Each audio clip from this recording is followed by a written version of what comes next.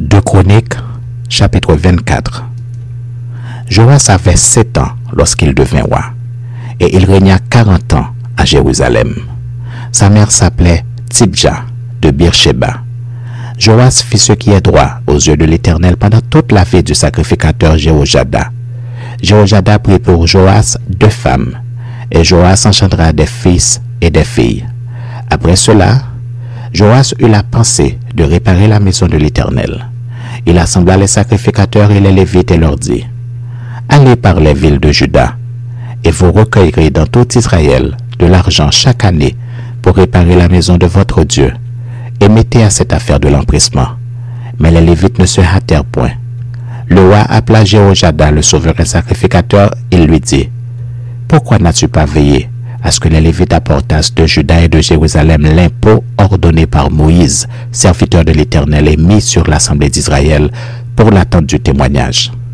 Car l'impie Athali et ses fils ont ravagé la maison de Dieu et fait servir pour les Baals toutes les choses consacrées à la maison de l'Éternel. Alors le roi ordonna qu'on fît un coffre et qu'on le plaça à la porte de la maison de l'Éternel en dehors. Et l'on publia dans Juda et dans Jérusalem qu'on apporta à l'Éternel l'impôt mis par Moïse, serviteur de l'Éternel, sur Israël dans le désert.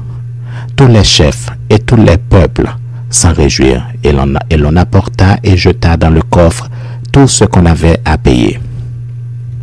Quand c'était le moment où les Lévites, voyant qu'il y avait beaucoup d'argent dans le coffre, devaient le livrer aux inspecteurs royaux, le secrétaire du roi et le commissaire du souverain sacrificateur venaient vider le coffre. Ils le prenaient et le remettaient à sa place. Ils faisaient ainsi journellement, et ils recueillirent de l'argent en abondance.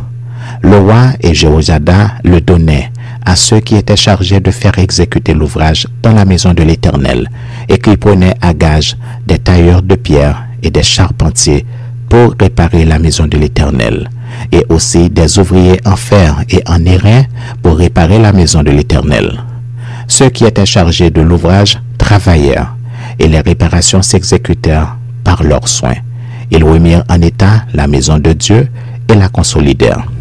Lorsqu'ils eurent achevé, ils apportèrent devant le roi et devant Jéhojada le reste de l'argent, et l'on en fit des ustensiles pour la maison de l'Éternel, des ustensiles pour le service et pour les holocaustes, des coupes et d'autres ustensiles d'or et d'argent. Et pendant toute la vie de Jéhojada, on offrit continuellement des holocaustes dans la maison de l'Éternel. Jéhojada mourut, âgé et rassasié de jours. Il avait à sa mort 130 ans. On l'enterra dans la ville de David avec les rois, parce qu'il avait fait du bien en Israël et à l'égard de Dieu et à l'égard de sa maison. Après la mort de Jéhojada, les chefs de Juda vinrent se prosterner devant le roi. Alors le roi les écouta, et ils abandonnèrent la maison de l'Éternel, le Dieu de leur père, et ils servirent les Astartés et les idoles. La colère de l'Éternel fut sur Juda et sur Jérusalem, parce qu'ils s'étaient ainsi rendus coupables. L'Éternel envoya parmi eux des prophètes pour les ramener à lui, mais ils n'écoutèrent point les avertissements qu'ils en reçurent. Zacharie, fils du sacrificateur Jéhojada, fut revêtu de l'Esprit de Dieu. Il se présenta devant le peuple et lui dit: Ainsi parle Dieu, pourquoi transgressez-vous les commandements de l'Éternel? Vous ne prospérerez point, car vous avez abandonné l'Éternel, et il vous abandonnera. Et ils conspirèrent contre lui et le lapidèrent par ordre du roi dans le parvis de la maison de l'Éternel. Le roi Joas ne se souvint pas de la bienveillance qu'avait eue pour lui Jéhojada, père de Zacharie, et il fit périr son fils. Zacharie dit en mourant que l'Éternel voie et qu'il fasse justice. Quand l'année fut révolue, l'armée des Syriens monta contre Joas et vint en Juda et à Jérusalem. Ils tuèrent parmi le peuple tous les chefs du peuple, et ils envoyèrent au roi de Damas tous leurs butins.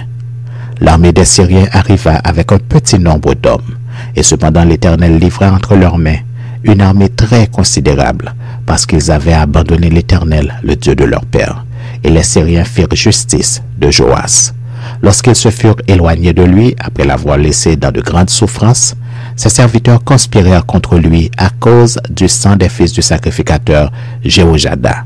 Ils le tuèrent sur son lit et il mourut. On l'enterra dans la ville de David, mais on ne l'enterra pas dans les sépulcres des rois. Voici ceux qui conspirèrent contre lui. Zabad, fils de Shiméat, femme ammonite, et Josabad, fils de Shimrith, femme moabite.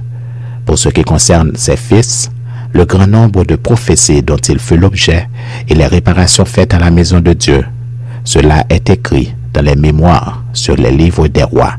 Amadzia son fils régna à sa place.